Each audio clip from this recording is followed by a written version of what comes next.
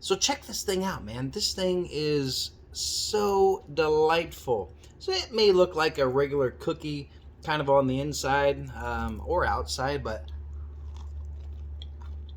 there's a nice crispness on the outside and a super softness on the inside. Go and check out the rest of the video. The recipe will be at the end. Making these cookies is super simple. We've got some date paste here, and that's bought just like this. It's 1 bag of date paste.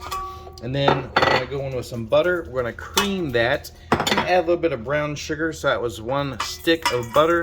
This is about 7 ounces of brown sugar, and we're gonna cream it.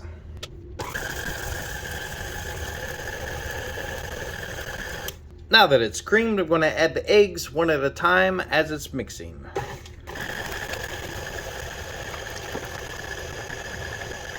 Once that's smooth, I'm going to go in with some baking soda and some baking powder. We've got some oats. We've got half the amount of raisins. That's 2 ounces. Usually it's 4 ounces. Then we go in with gluten-free flour and mix.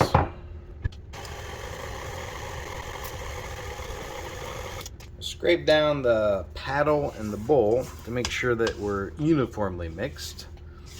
Give it a mix again, and then scoop and bake. To portion these out, I have the the number 16 scoop, and then I just scoop it out, rub it against the old side, smash it down. We'll get 15 on a tray.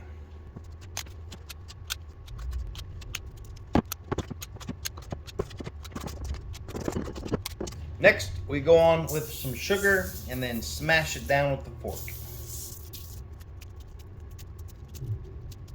Next up, into the oven, 375. This is convection. If you don't have convection, don't worry about it. We're going to go 11 minutes.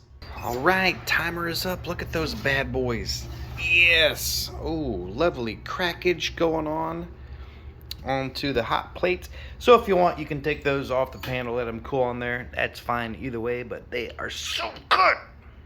Cheat sheet for the date cookies. It's 1 pack of the baking dates, 1 stick of butter, 4 ounces of raisins, 7 ounces of brown sugar, 2 eggs, 2 cups of oats, half a teaspoon of baking soda, 2 teaspoons of baking powder, 1 tablespoon of vanilla, 1 1/4 cup or 6.5 ounces of, I use gluten-free flour, and then 2 tablespoons of cinnamon. Rock it out.